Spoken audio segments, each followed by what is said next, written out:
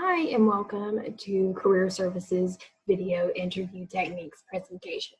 My name is Caitlin Gearson, and I'm a Career Development Coach within Career Services at Columbia Southern University, and I'll be presenting on this and give you some quick tips to learn how to make this a more comfortable experience with these types of interviews. So we're going to start off with what is a virtual or video interview. Simply, it's an interview that takes place using a computer, a phone, or a tablet using video calling capabilities. As you see an example here in this photo, most people have had some type of experience with video calling in a personal matter with however social media is relevant in your life, and just with the increase in remote work this year. So why are video interviews being used? I'm going to touch on some of the main pros and cons that I have seen in research. Main reason this year, 2020, convenience. Since companies have transitioned their employees to either a temporary remote status or permanent remote status, traveling to a company is something that's no longer needed, and it makes it convenient for the interviewer and the interviewee. And it gives the added in-person aspect that phone interviews do not have. Companies are still needing to hire people, and they need to see how the cultural fit is going to happen. So this gives that little added benefit that a phone interview does not. The main con that I have found in this type of interviewing in my research has been the stress of technology. There's so much faith that we put into technology for this type of interview to go smoothly, which creates that main stressor for something to go wrong. So this is the point of this presentation, is to have a little checklist, some notes to take to hopefully decrease the stress of a video interview being used. So we're going to touch on the basics of video interviewing, and a lot of this is going to be like common sense, but it's also very good to take notes on just to make sure that you are saying, yes, I familiarized myself with this video platform. There's so many different types of video platforms out there. Again, most people are familiar with Zoom, but there are so many other specific platforms out there that could be used. It's something to ask if you have a video interview set up. If it's not said up front, ask specifically what platform will be used so you can then practice with that platform with friends or family. Decide what type of device that you're going to use, so then you can practice with it. Will you be using a phone? Will you be using a tablet? Are you going to be using a computer? And then have a backup, and then have a backup for your backup. You need to know some main features when you're practicing. Main feature: how does the microphone work? How do I mute? How do I unmute myself? There are certain platforms when you log on, you're automatically muted. So you need to be able to make sure you know how to unmute yourself in that case. Also, you have to be able to know how to turn on the camera, because certain platforms do not have that camera on as soon as you enter whatever meeting room that you are entering for the interview. Don't forget to make sure that your battery on your device, or devices, I should say, are fully charged. Certain platforms will also notify you of a low battery notification, and that can cause the video platform to freeze temporarily and cause a lag or a glitch. So you want to make sure that you're able to bypass that by having a fully charged battery. Worst case scenario, and you're not able to have a fully charged battery at the time of the interview, make sure that you're near an outlet and you can have something plugged in, so you do not have that low battery notification, or have an external battery near as well. Be sure to dress for success. This is something very common that we would do for an in-person interview. you're likely going to be in a more comfortable location for a video interview, whether it's, you know, in a home office or wherever your space is going to be, but be sure that you're dressing appropriately from head to toe, not just waist up. It's very rare for an interviewer to ask the interviewee to stand up so they can see their professional attire, but it has been known to happen on occasion, so you want to be prepared to be asked to stand up in that case.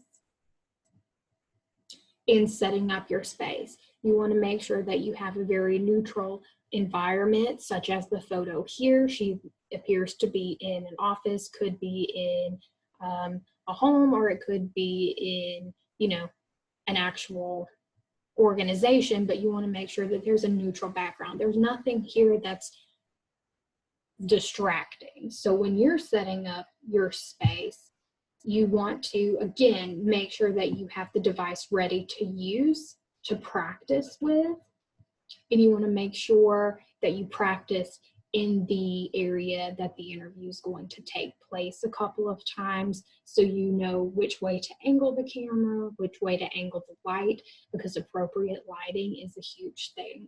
If you can have natural light with a window in front of you, that is most beneficial for viewing for yourself and for the viewer.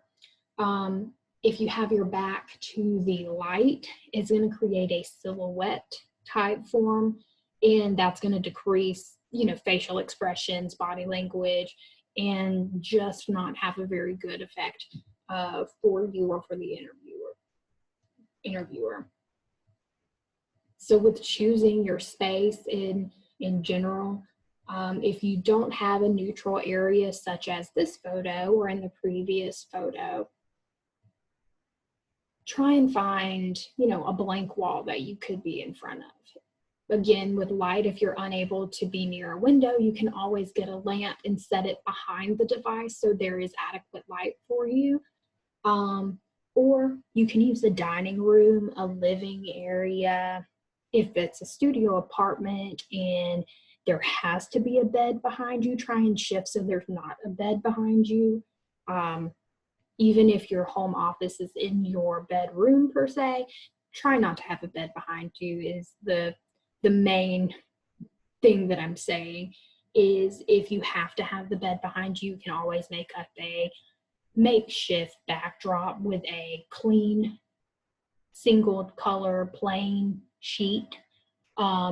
Make sure that it's not wrinkled. Again, clean, unwrinkled sheet as a backdrop can be used as, you know, last ditch effort there. Main thing is, don't want to see a bed behind you, an unmade bed. Wherever the space is, make sure that it's clean and look for anything that could cause distraction. So if you are in a main living area of where you're having this video interview, this is where practicing also helps, because family and friends can point out things that could be distracting that you've not seen.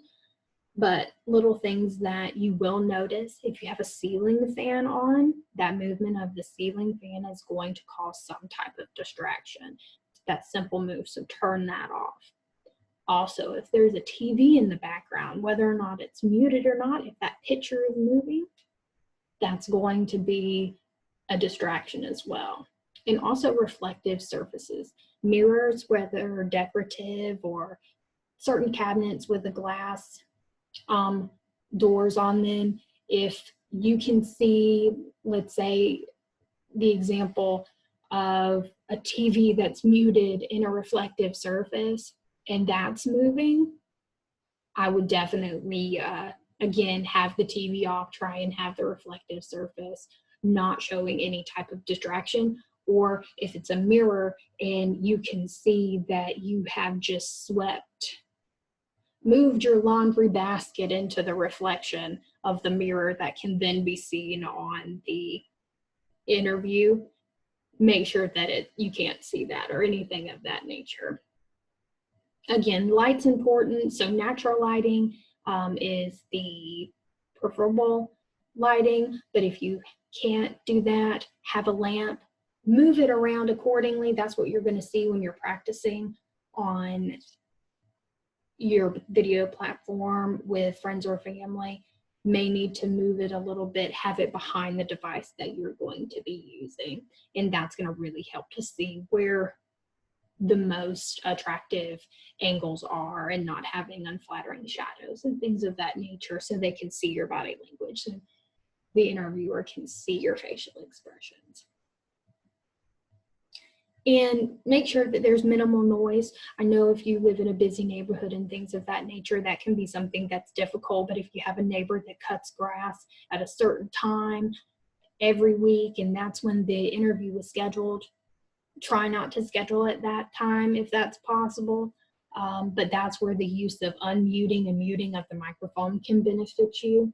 But if you are muting and unmuting your microphone, you're going to have to be very, very diligent with making sure that you are unmuted at the appropriate times.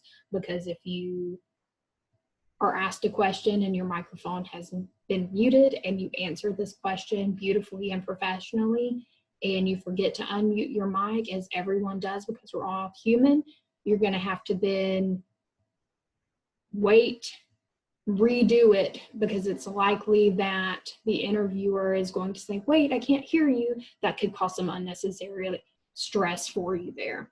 And just be aware of the microphone that you're using. If it's close to clothing, that it's not rubbing on any clothing or anything, or jewelry or anything like that, that could be causing unnecessary static in there as well. So I'm going to touch on some last minute things here, finishing touches. Again, practice, practice, practice. I have said it in every slide. And one thing to mention is the camera. Make sure that you're not too close to the camera, but not too far away from the camera. There's a good 3-finger rule. You put your fingers 1, 2, 3 up together and place it on the crown of your head, the top of your head. And if that area is shown at the top of the camera versus where the crown of your head is, that's a good indicator there that you're in an appropriate distance from the camera.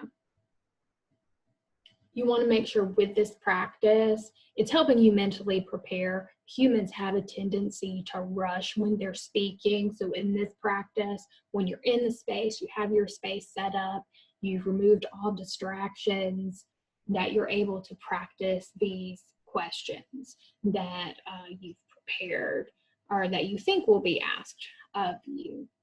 And you're, again, going to probably feel a little bit more comfortable depending on where the interview is actually taking place, the space that you've prepared. So that's going to help you a little bit, but be sure that you are still dressed appropriately. That's going to put you in the mindset of, this is an interview. Proper posture can be something as well. Don't slouch. It's still something that can be seen on the camera.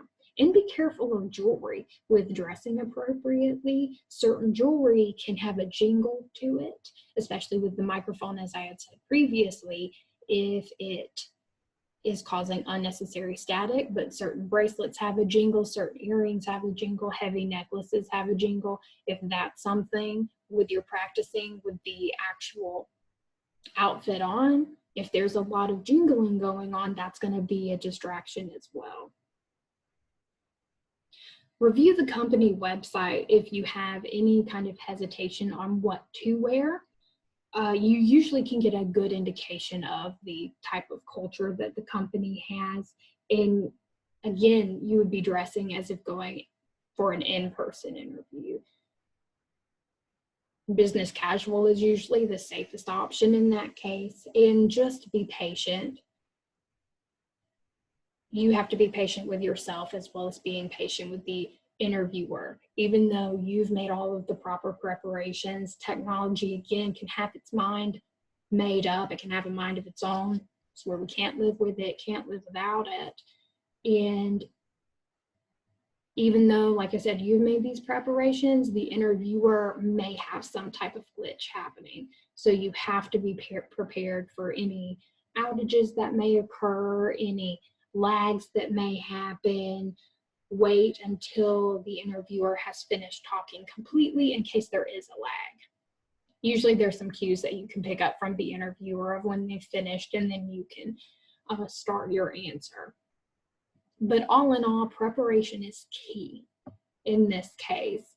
But then you have to be prepared to kind of roll with the punches, to be prepared for those glitches and do your best in those situations. So all in all, this concludes my presentation on video interviewing techniques.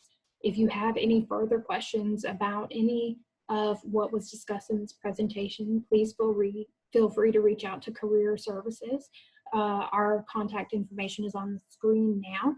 careerservices@columbiasouthern.edu is our email, and our direct phone number is 800-977-8449, extension 6551 if you have any questions. Columbia Southern University Career Services can help you with some interview preparation as well if you are interested in doing so. And thank you so much for stopping in for my presentation today.